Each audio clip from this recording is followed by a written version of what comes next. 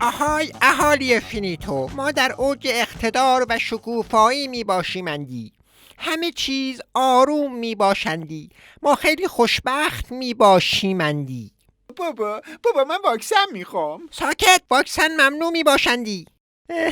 عزیزان من، واکسن میخواید چی کار؟ برای مقابله با ناکرو پنجره ها را باز نمایید هوا بیاید. پنجره را باز نکن، هوا سرد میباشندی. خب بخاری را روشن کنندی تا گرمتان بشوندی. برق چرا رفتندی؟ برق رفت چون بخاری روشن کردیدندی. در مصرف برق صرفه جویی نکردیدندی. کدوم صرفه جویی؟ همش یه بخاری روشن کردیم. این چه وضعیتیه؟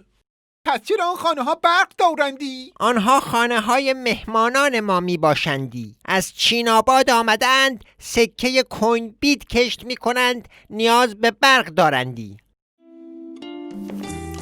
این هم سهم شما. جین جنگ جونگ.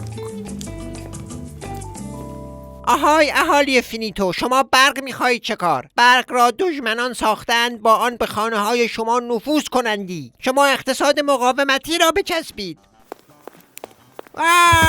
قال شل منتظر چنین روزی باش کت خدا. تو هر سوراخی باشی اهالی بیرونت میکشند و برق از سفازت همین پرانندی.